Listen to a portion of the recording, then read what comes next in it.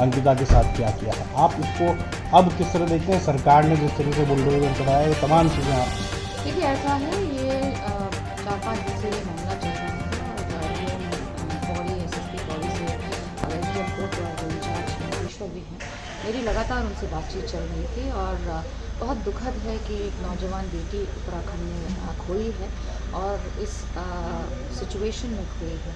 बहुत ही दुखद है और कड़ाई से निर्णय होने चाहिए, फास्ट ट्रैकिंग होनी चाहिए ताकि जो कल्प्रिट है उसको सख्त से सख्त सज़ा मिलनी चाहिए। उत्तराखंड का समाज इसको बर्दाश्त नहीं करेगा। उत्तराखंड के ये संस्कार नहीं हैं और मैं इसी कॉन्टेक्स्ट में कहना चाहूँगी, हमें सोचना होगा कि रेवेन्यू पुलिस अब कितनी इफ़ेक्टिव है इस प्रदेश में। क्या पुलिसिंग अब हमें पुलिस पर छोड़ देनी चाहिए कि नहीं? दूसरा, भू कानून को इतना कड़ा कर दिया जाए कि बाहर के लोग जो आ रहे हैं यहाँ उन पर रोक हो और रिजॉर्ट्स बन रहे हैं, कौन आके बना रहे हैं, क्या हो रहा है पता नहीं चल रहा है।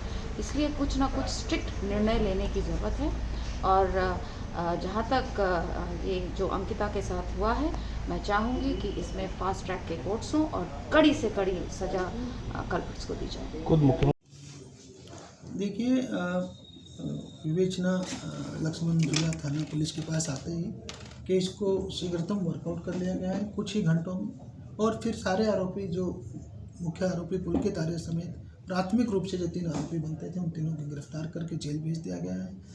और उसके बाद जैसा उन्होंने बताया, उनके बताए अनुसार कि उन्होंने जो है इसको नदी में धक्का दिया था, तो हमने जो नहर है चीला वाली नहर उसमें उसकी एसडीआरएफ से तलाश करवा करके उसमें कल से तलाश शुरू कर दी गई थी। आज प्रातः उसकी बॉडी रिकवर हो गई है।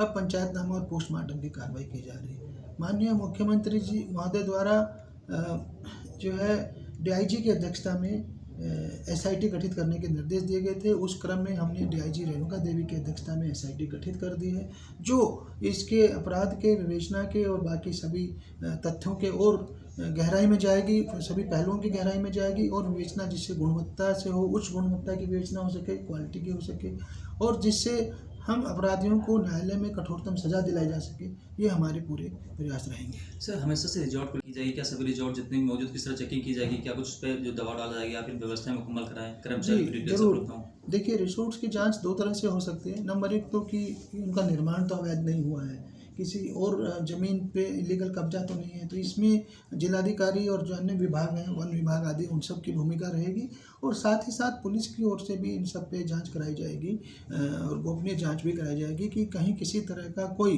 अवैध गतिविधियां तो नहीं हो रही हैं।